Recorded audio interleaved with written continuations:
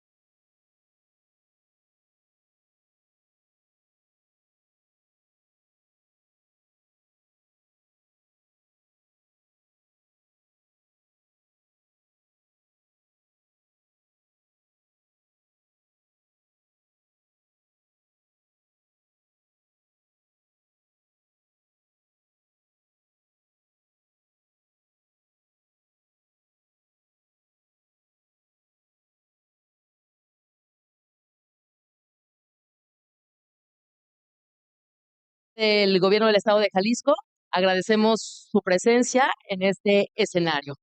Y sí, lo que estamos a punto de presenciar, lo que estamos a punto de escuchar, es una historia que definitivamente cambió también la historia. Esta tarde es quien nos acompaña, Ken Segall, autor y director publicitario, consultor y conferencista, creador de esa I que marcó iMac, iPod, y también coautor de la campaña Think Different. Les platico un poco acerca del maestro Ken Segall. Es un autor y director creativo publicitario especializado en marketing tecnológico. Y sí, él fue director creativo de la agencia de Steve Jobs durante 12 años, justamente cuando se lanza esta campaña y empezamos a conocer todo lo que tenía que ver con Apple. Él abarcó Next, Apple, y también Segall fue creador creativo global de la campaña Think Different, co-guionista del anuncio de lanzamiento Crazy Ones, que seguramente lo recuerdan, y también creador de la estrategia con la I para nombrar iMac, iPod, iPhone, iPad. También se desempeñó como director creativo mundial en agencias como Dell, Intel, IBM, BMW. Y finalmente, ya para darle la bienvenida al maestro Ken Segall, él ha escrito 2 libros que, por supuesto, los recomendamos para su lectura. Libros sobre el poder de la simplicidad, la máxima de menos es más. Y ambos son publicados por la editorial Penguin. El primero es Insanely Simple, The Obsession That Drives Apple's Success del año 2012 y también Think Simple, How Smart Leaders Defeat Complexity del año 2016.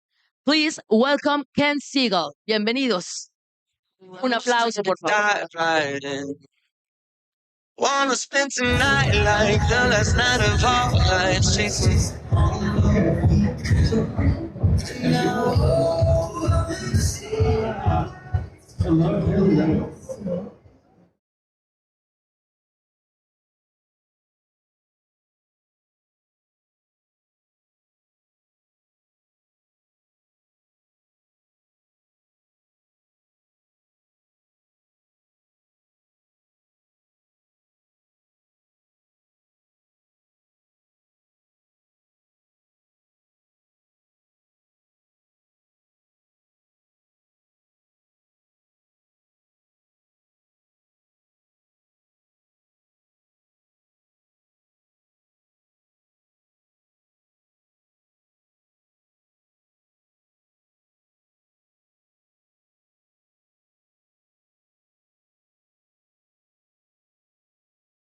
I happened to be the advertising guy for someone who was a pretty good innovator, that being Steve Jobs. So being part of the resurrection of Apple was a very exciting experience. And we're going to be going over a bunch of that stuff. Hopefully it will be helpful to you in your lives. I don't know. I'm just guessing. So my background is 4 years with Apple when Steve came back to the company when it was about to go bankrupt back in the late 90s. And 8 years working with him at Next, which was the company he started when he was forced out of Apple a decade earlier. So basically, I worked with Steve for 12 years. And you've probably heard rumors about what a tough guy he is to work for. Brutal is the word that most people use. And I am here to confirm those rumors. It was tough. He was a moody guy. He was also charismatic and inspirational. But 12 years working with him, and I'm so proud to say that during those 12 years, he only beat me up twice. They weren't physical beatings, they were more psychological beatings, but he was a very unhappy man twice that I will vividly remember for the rest of my life. But 2 beatings in 12 years is pretty good. Most people who worked with Steve that long didn't, got beaten up more frequently than that. So, and it gets even better. If you annualize that number, it's almost insignificant, 0.167 beatings per year. So I'm proud of that accomplishment. I also worked with these other companies as the global creative director for their ad agencies. And Interestingly, it was these companies that made me realize how special Apple was, because it wasn't easy. We probably worked twice as hard, twice as long, spent twice as much money, and ended up doing work that wasn't quite as good. Steve Jobs' way of working was much more efficient, uh, streamlined. Um, so every company, no matter how complex they are, obviously wants to innovate. That's how companies move forward. That's how they thrive. I would say that most companies also have a thing about simplicity. They believe in it. They pay lip service to it. But I don't think they're obsessed about it as Steve Jobs was. And it was not only in his products, but it was in his marketing. It was in the organization of the company. It was everywhere. So there was a secret formula that explains Steve's success. I'm not sure why people haven't noticed it before. I've never seen it put quite this way. But the magic was the combination of innovation and simplicity. So when I share some of these thoughts with you today, it's going to go back and forth between innovation and simplicity, sometimes both hand in hand. And I think you'll get the idea of what it was like during those days, and hopefully pick up some little tips you might find useful in your own business. So innovation and innovation and simplicity together are what made this image for Apple as the human technology company. So we're going to talk about simplicity. I start with this. It's really one of my favorite things. Apple's original logo, which is probably the most complicated logo in the history of logos. And it was something that Steve Jobs really loved. So there's an apparent contradiction here already. I talk about Steve being a purveyor of simplicity, but he was all over that logo. Not only does it have this wood carving of Newton under an apple tree with a glow around the apple to make sure you get the joke, there's actually a little story that goes around the edges of that, which you may or may not be able to read. So I will read it for you. Newton, a mind forever wandering through strange seas of thought alone. So it may just be because I'm a shallow person, but I never got that. And I have no idea why it was there. But skip ahead a few years, and this is Apple's logo. Couldn't be simpler. So the reason I'm sharing this with you is to let you know that Steve was not born with this love of simplicity. It is something he acquired along the way, and anyone can do it. It's just a question of understanding the power of simplicity and using it to your advantage. So before we go any further, I have a mood setter. I have a interactive quiz for you. And I am going to give a fabulous prize to the person in the audience who can get it right. And the fabulous prize is one of my books. Not quite so fabulous, but it is signed, so you could probably sell it for a few extra bucks. So here's the test. Going back to the very first iPhone, before it was ever even announced, you may not know this, there already was an iPhone. It looked like that. It was owned by Cisco by the time Apple's iPhone came out. And we just didn't know until the day before Steve announced the product whether we were going to be able to go with the name iPhone. So we had to have alternate names ready. So we put together a bunch of names and we went over them with Steve, and we had some serious contenders. So I'm going to share 5 possible names for the iPhone. And by the way, the reason I do this, gradually little interesting facts will be revealed. And I promise that there's one coming soon. So I'm going to put 5 names here. 4 of them were actual contenders. One of them was not. You have to identify the one that was not. Another way to put it would be, what's the worst name on this list? So the 5 names are Moby, short for mobile. Not too much shorter, but every character counts. iTalk, remember, coming after the huge success of the iPod, could it be called iTalk? Tripod after iPod, it was 3 things in one. It was an internet explorer and a phone and a music player. Telepod, the merger of the telephone and the iPod, and last, iPad. I mean, is that possible that maybe before the iPad came out, that it was hello, it was used for anyway. So one of these names was not considered, and I need some guesses so we can move along and somebody can take this fabulous gift home. So, oh, wait a second though. Before, I need to give you a moment to think about it. Okay, end of that. Yes, I saw a hand here, sir. I talk. You said number 2. Have you seen this show before? Damn it! You got it right. Here you go. That's really disappointing to me. Um, usually the first guest is Telepod, which was my suggestion, and I get irritated that somebody thinks it's not a great name. But um, anyway, there was a reason for this. iPad literally was a name we came up with for the iPhone. It sat in the dusty bins of Apple for 6 years before the iPad came out. So the moral of the story is never throw away a good idea. You'll be able to use it one day. So I'm going to talk about these 8 simple things now that, like I say, a little combo between innovation and simplicity. The first is that it's all in your head. And that's interesting. I'm having interesting effect with these. Okay, my numbers don't show up in your system, but that's okay. This is number 1.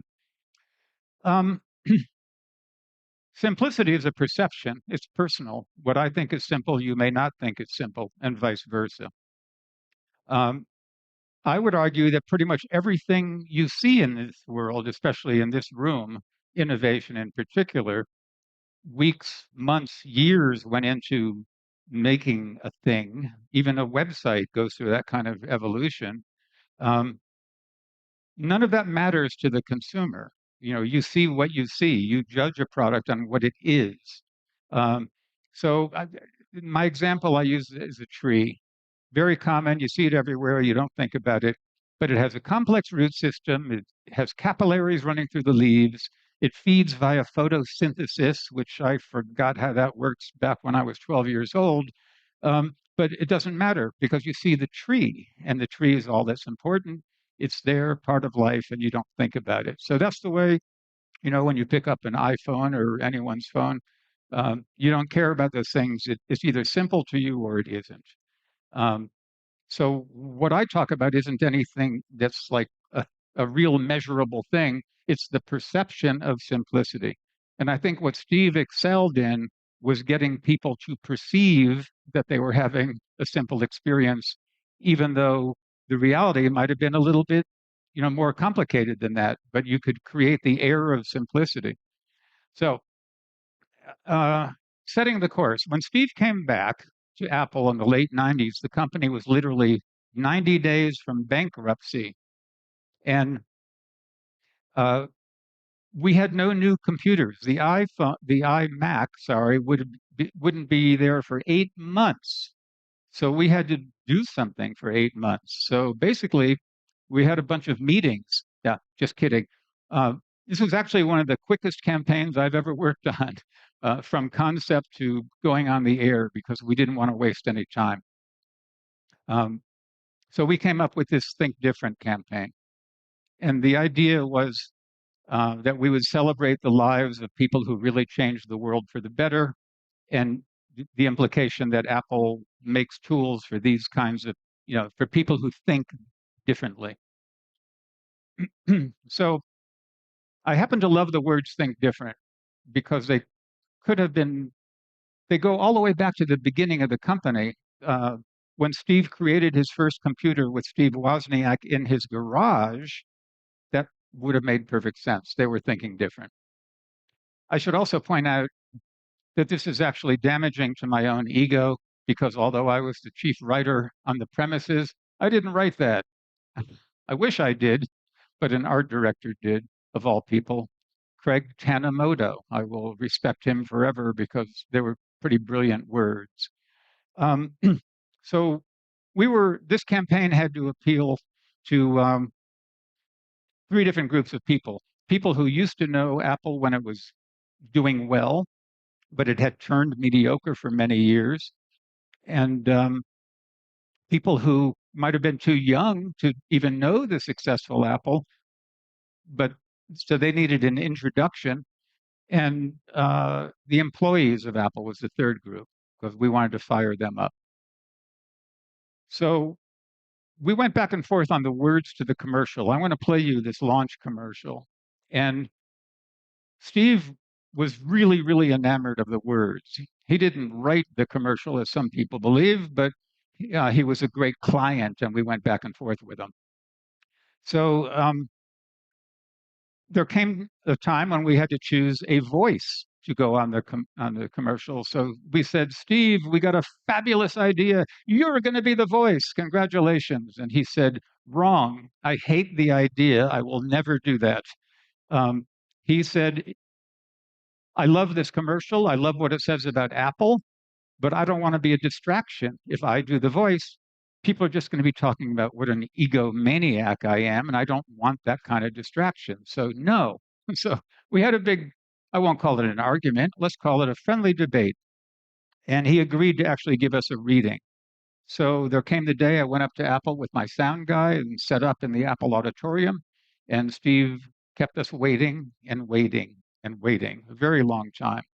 Finally shows up, and he was in one of his dark moods where he said, I'm having a very busy day. I've already told you guys I don't like this idea. I'm going to give you one read and then I'm gone. So live with it. So we thought, like, well, good attitude, Steve. We can work with that. So he gave us the one read, and it was quite a fabulous one, I have to say. He used this commercial for years and years afterwards because it did mean a lot to him, because he thought it captured the essence of Apple so very well. So this is the version that never ran on the air. Steve refused to approve it, but this is him doing the voiceover for it. So Steve Jobs, the voice of Apple. Here's to the crazy ones, the misfits, the rebels, the troublemakers, the round pegs in the square holes, the ones who see things differently. They're not fond of rules, and they have no respect for the status quo. You can quote them, disagree with them, glorify or vilify them. About the only thing you can't do is ignore them, because they change things. They push the human race forward. While some may see them as the crazy ones, we see genius. Because the people who are crazy enough to think they can change the world are the ones who do.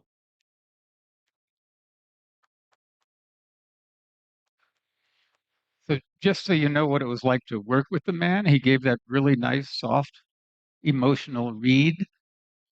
There were a couple of moments of silence when he was done, and then he jumped out, and it's a horrible idea. And he's just screaming at us as he leaves the room. But we got it out of him, and it was a nice read. The thing that we liked about it also is that Think Different became sort of like a guidepost or a beacon or something. All of our ads had to end in those words, like a good theme line. We just had to always pay off what we were communicating by thinking different. And it worked pretty well because we didn't know what products were coming, but Steve promised they were going to be pretty amazing and they were going to be different from anything you'd seen before. We had no proof. We had faith. Choice. Steve was a little old-fashioned about that. He always explained that when he grew up, it was good, better, and best. Those were the only things you had to decide, and you'd put yourself on that spectrum and buy a product. I check on what the competition is doing from time to time, and I haven't done it for a while, I must confess. So I used to do it every 6 months or so. It's been more than a year. So these numbers may not be accurate, but I promise they don't change by a whole lot. If you go to Dell's website, or if you did last time I looked, 26 distinct models of laptops. not just different screen sizes, but like actual different computers across a whole range of web pages. Not to be outdone, HP had 41 models of laptops, and then poor little Apple had but 2. And poor little Apple, I should point out, as far as profit, and this is actually documented fact, the profit Apple makes with its 2 models of laptops is actually greater than the profit Dell and HP pull in combined. The reason, of course, is that those guys sell a lot more machines, but the profit margin is so tiny, and we're going to get to that in a little bit because making the higher profit margin was a huge deal. This gentleman wrote a book, Barry Schwartz, The Paradox of Choice. That's what he talks about. You throw too many choices at people, they don't know what to do. Analysis paralysis is what he calls it. One of my favorite quotes is from Antoine de Saint-Exupéry, who said, "Perfection is achieved not when there is nothing left to add, but when there is nothing left to take away." And this is one of those quotes that applies to both innovation and simplicity. With the product line, certainly HP could take away some of those 41 computers and they'd probably do just fine. Likewise, when you're putting product features together into a new device, there's only so much you can squeeze into something before it starts to detract from the experience for people who don't want all that stuff. And that's been a thing that Apple's always wrestled with. Love, Steve was very big on love. It was our job to create this emotional connection with customers. And there were 3 reasons for that. Steve believed that if people became enamored with our technology and had an emotional connection, 3 things would result. 1, they would keep buying stuff from us. That's good. We do have to make money to keep going forward. But 2, people would evangelize to their friends, family, and colleagues, and we'd sell even more stuff, which is good. But 3 was more like a defensive measure. Every company, these are Steve's words, not mine. Every company hits a tough spot at some point. You can't always predict it. If people have an emotional connection to what you do, they'll forgive you for it. They'll say, well, these guys share my values, and so they made a mistake or whatever. But they'll stick with you. There came a time when that happened, and it's sort of ancient history now, but the iPhone 6 was a redesign where they took the antenna out from the inside of the phone and they put it around the edges. And within hours of that product launching, people were complaining that their calls were being cut, dropping out, reportedly because they were holding the antenna, whatever. Steve was famous for answering emails from customers, and his answers would spread around the internet. Somebody wrote him a note and said, I'm holding the phone and I'm losing my calls. This is terrible. What are you going to do about it? And Steve wrote a 1-line reply to this guy, said, don't hold it that way. So funny, but not helpful to the situation. So Steve, for the first and last time, had to have a press conference devoted specifically to this problem Apple was having. So the press called it antenna gate. Back where I come from, anytime there's a scandal, you stick a gate at the end. Thank you, Richard Nixon and Watergate. This became known as antenna gate. And this is Steve, he did a 1-hour presentation about why this wasn't a problem and how it's so beautifully designed, et cetera. I couldn't help but notice there was a lot of love in his presentation. So I whittled out all that serious stuff, and I have about 40 seconds of Steve going heavy on the love angle. Uh-oh. Play.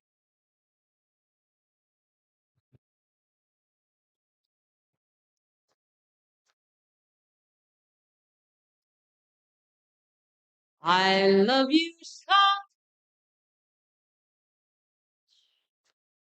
We want to make all of our users happy. We love making our users happy. We make all our users happy. We care about every user. We want every user to be happy. We care about every user. What motivates us is to just have them love them. So we love our users. We love our users so much. We do all this because we love our users. We love our customers. We love our users. We really love them. I love you so. It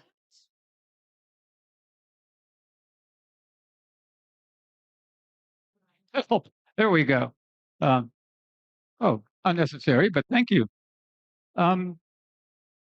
This was known in the business as the Steve Jobs reality distortion field. He was really good at putting his case forward and having people buy into it. And he did this with all of his presentations when he's introducing new products, always had it down to like one pithy statement, and he would just sort of beat it to death over an hour or two. But it worked because he was passionate, he was genuine, authentic. So it's a good skill if you can develop it. The language that Apple has used attracted me. Before I ever had any idea I would end up working with Apple, I was attracted. I was a techie guy, and I was attracted to their advertising. Even when they showed a human being, when they didn't show a human being, they had the most human advertising I'd ever seen. Just the words they used. It was conversational. It was like a real person. And I admired that. So over the years, I ended up somehow getting the job. And the most valuable memory I have, the favorite memory I have, were the late night phone calls with Steve where we would go over a lot of this stuff, what I had written. And I lived on the East Coast. He was on the West Coast. So he would call me at like 9 o'clock and it would be midnight for me. And I wasn't really normally a late person like that, but I'd find myself on these phone calls. Remarkable. He was a really good writer, really impressive. And we would have this back and forth about what word we should use here and there, and it was fun. And we'd end up with better stuff than where we started. So over the years working with him, I came to appreciate, the totality of an ad, the headline and some paragraphs and sentences and words and letters. They were important too. So this is where I humbly submit, this is my lifetime achievement, which is kind of pathetic, if you must know. It's kind of humbling because I swear I've written longer things than that, but that's the one, if I get remembered at all, that would be what it's for. I'm going to tell you a little story about where the I came from. And it started with iMac, but then all these other I things happened in the world. Other companies then started to make their own I things and take advantage of all that. And products, services, whatever, the I became a little overused. I found this one in Copenhagen. It's one of my favorites. And the reason I like it so much is that it actually captures the whole reason for the I, which you may have guessed by now is for the internet. But this is a silly looking computer that changed everything. There were no flat screens back then, but the concept of the original iMac was the easy way to the internet. It wasn't easy back then. You had to get a modem and configure. People couldn't really do that so easily. So many people shied away from it. So we had a little get together with Steve and talked about what we're going to call it. He was pretty good about often having a solution. When he would give us an assignment, he would already have an answer and then say, maybe you can do better.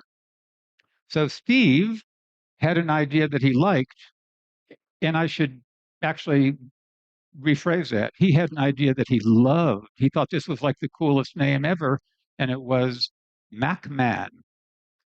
So we all kind of gagged at the same time. It had some problems, a little on the sexist side, perhaps. I don't know. But we had a little debate on that, and it ended with Steve saying, well, if you think you can do better, come back next week.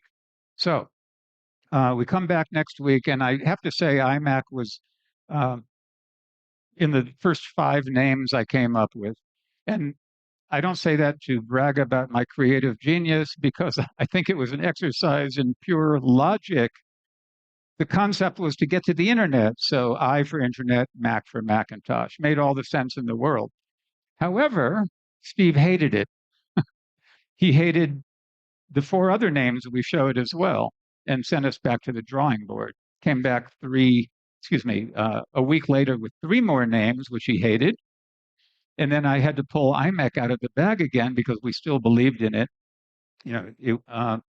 Our team really got behind it. At that time, he said, well, I don't hate it this week, but I still don't like it. So more. So, all right. So we went back. And then just 2 days later, I found out that Steve had put the name on the machine and showed it to his inner circle, and they all liked it, and we were going with iMac. So there was no moment of glory. It just was iMac. And,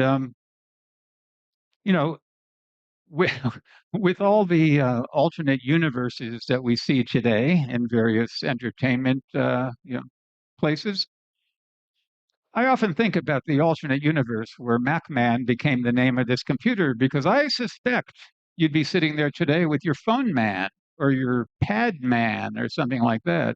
There would be all kinds of mans. But fortunately, that didn't happen, or at least it didn't happen in this universe. So, ASIS is another one of my favorite targets. They're not here, are they? I wonder who I'm about to offend all the time. Just as far as product naming goes, you can look at this. This is current. I just got this off their site 2 days ago. I don't know the difference between a Zen book and a Vivo book and an expert book, and I certainly don't know the difference between a CX34 and a C523. But some companies put this stuff out there. They didn't ever quite get the memo about naming things in a simpler way.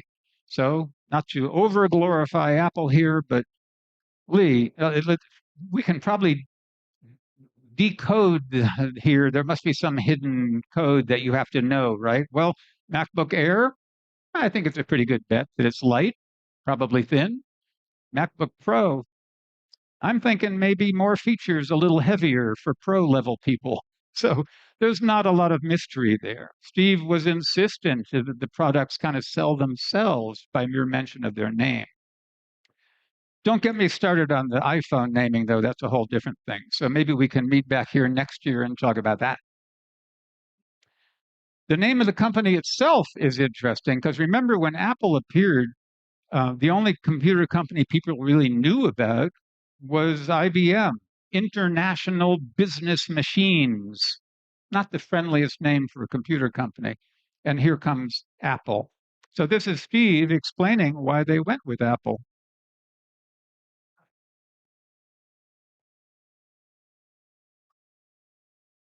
But we re-examined it on a regular basis, and we found that the juxtaposition of something that seemed to epitomize what we were going after, which was the simplicity and yet very refined sophistication. In our first brochure, probably some of you have it, the title was "Simplicity is the Ultimate Sophistication." And that wasn't just a bullshit slogan. It actually was really what we've been striving for. And the apple seemed to symbolize that. So I think we're going to stick with it. I'm very partial to the 25-year-old rock star Steve Jobs, because unfortunately, age does something to people. Trust me, I know that firsthand. He kind of sort of became, kind of mean older man look in his later years, and it's unfortunate because he was always fun and exciting to work with. So this is the piece he was talking about. I didn't know this even existed. I was writing books about simplicity, and I didn't even realize that was the original line for the very first mainstream hit from Apple. It's about simplicity and sophistication, as Steve said. So kind of magical. Streamlining is, another important thing. Now, Steve bragged, this was within a year of his return, he bragged that there are no committees at Apple. He literally killed every committee and brags that he's organized like a startup, the biggest startup on the planet. And that's true. It really did run, having worked with those other companies, I know what it's like to work with large organizations, and this was never that way. So what Steve had to contend with when he came back to Apple was over 20 distinct products, not just computers, but printers, scanners, cameras, Newtons, message pads, or all these things. And none of them were leaders in their category. They were all Me Too products. They'd become very boring. So Steve, talk about streamlining. He streamlined the entire product line. He literally killed every product Apple was making except for two. And he announced that when he announced the iMac. He put up a grid similar to this one, said that we were keeping the Pro products. iMac, you've seen that. That's the first home desktop. And then Mr. Secrecy stood there and said, the next thing we're going to show you is the fourth quadrant when we create the new home laptop, which he did. And what this did was change everyone's perception of Apple. First of all, instead of spending all that money, research and development and marketing on 20 products, there were 4 products. They could spend and make them world-class products, leaders in their category. It was about simplicity, innovation, design, quality, that something they would cost more, but people would be willing to pay it because they're worth more. That was the concept. And that is what created Apple's incredible profit margins that had propelled them to such riches. But everyone at Apple knew what they were doing because it was so clear from this grid. All the customers knew as well. Innovation is saying no to 1,000 things. So you've probably even seen this one before. It's a pretty famous quote from Steve. It, of course, has to do with products, individual products, and all the things that they don't put in the product because they want to keep it pure and simple. But of course, it's also can be applied to the whole company because basically they said no to the entire product line, and it worked out pretty darn well for them. Motivation is in the air, but by this I mean the culture. Apple has an incredibly strong culture. Again, it's about those basic Apple values about quality and innovation, simplicity, design, etc.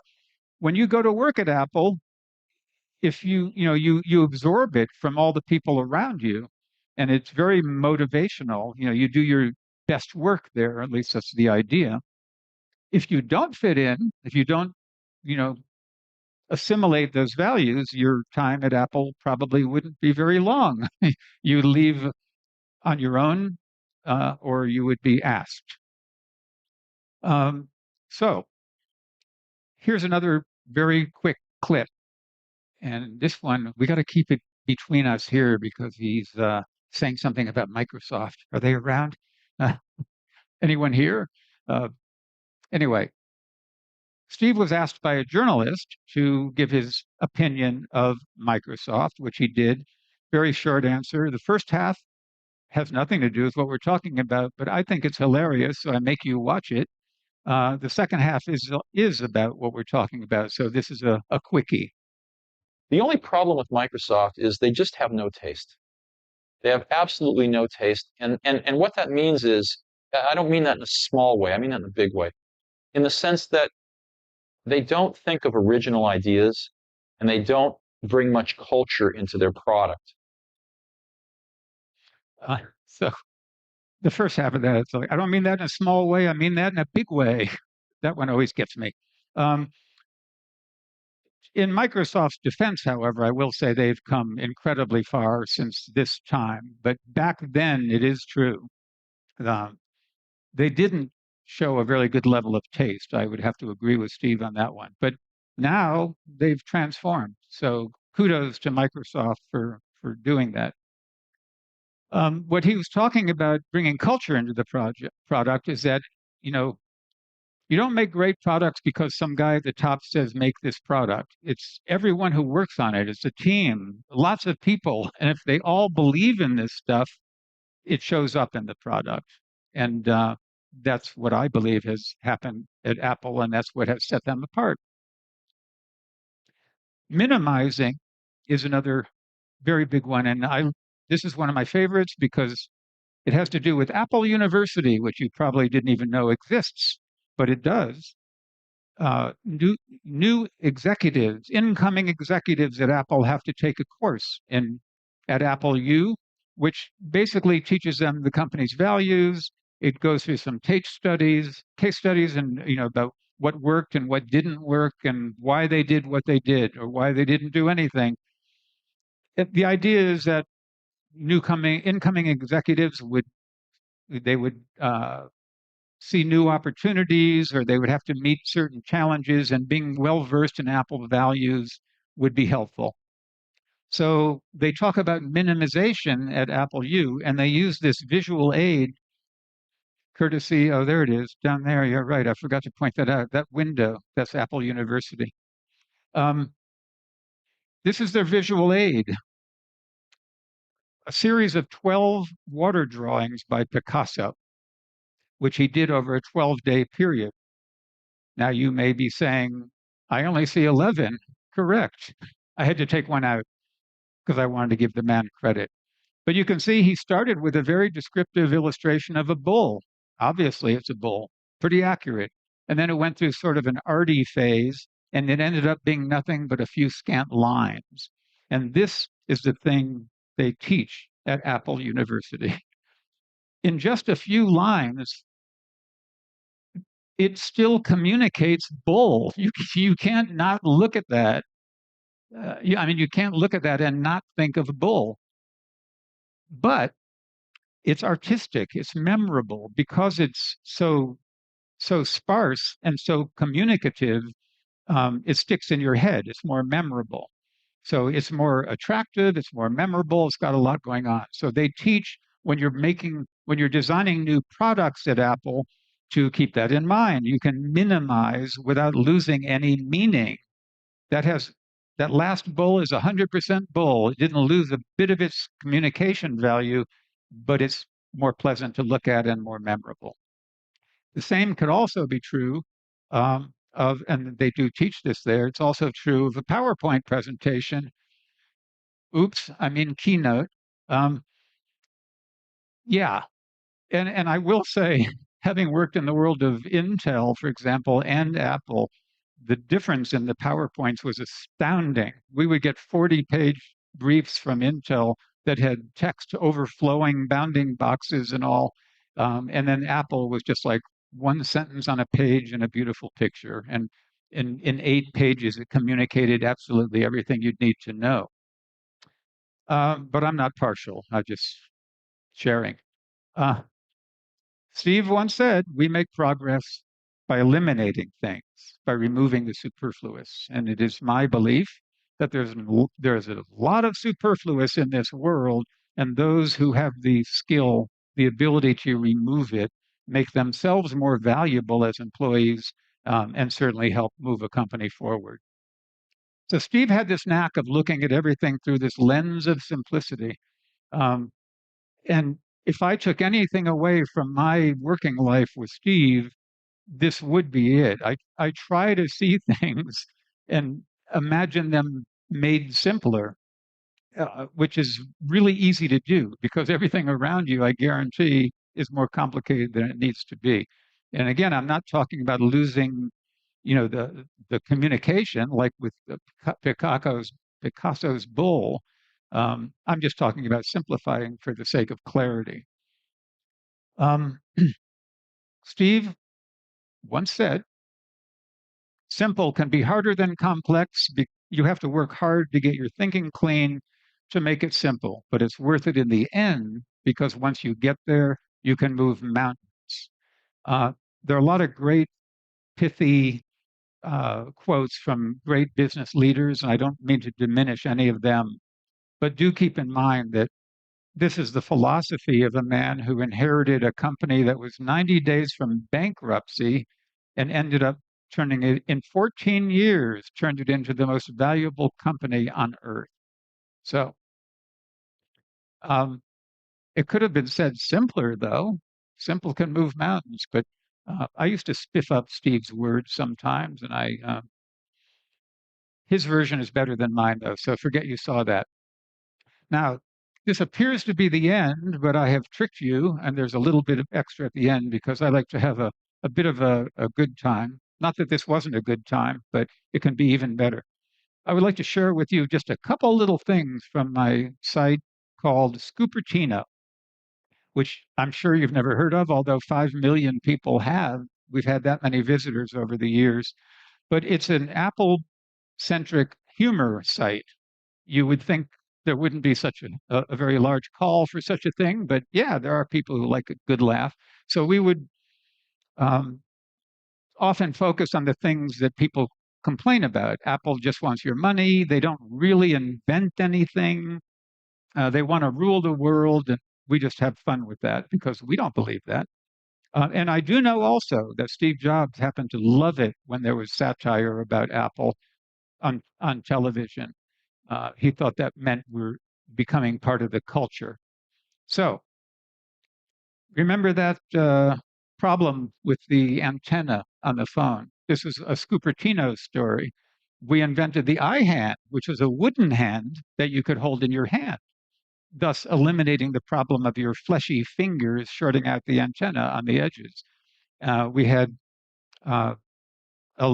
we got into the detail. We had a telescoping rod there on the wrist so you could hold it at a comfortable distance to your ear, or perhaps to the ear of a colleague, your choice. We came up with another idea for selling water. What if Apple went into, expanded their product line a little bit? How would they present it? Well, Apple water, clean, simple, wet. It has all these features that we called out, and you probably can't read them, huh? The lower left one is molecular perfection. Literally twice as many hydrogen atoms as there are the other atoms. Sorry, oxygen atoms. Sorry, here I am. Yes, only from Apple. Only Apple could separate molecules in such a way. We made an ad for it. If you're an Apple fanboy, you've got Apple on the outside. Now you can have it on the inside. And then we came up with a sister product for our first fake product called Apple Water Pro. There you go. And that, thankfully, actually is the end. But Scupertino has you get the latest in Apple humor. And I should have pointed out, by the way, we don't make any money at all. This is purely for the fun of it. I would never do something like that. I would never try to fool you into going there and get ad money. So we don't have ads. We don't have anything. It's kind of a waste of our time, to be honest, but we have fun doing it. So there you go. That actually is the end. So thank you so much for having me. I do appreciate it. Okay.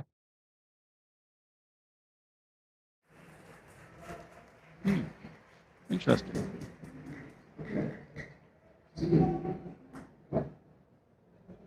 Does anybody have a question? Ken? Yes? Who said that? Aquí. Oh, there you are. You sneaked up at me. For me? Isa Jalisco Handicraft. Oh my God. Thanks for everything. I saw some of these and I was wondering how I could get one. Es un placer para nosotros tener a Ken. La verdad es que lograr que estuviera hoy, que nos comparta la visión, la sencillez con lo que se convirtió en la mejor marca del mundo y todo lo que viene detrás para pues es un orgullo y para nosotros es de verdad un placer tenerlo como speaker principal en el Innovation Fest. Entonces, muchísimas gracias, Ken, por acompañarnos y es un placer haberte conocido. Whatever you said. I know. Thank you for everything. Should I go off that way? Okay. See you. Bye all.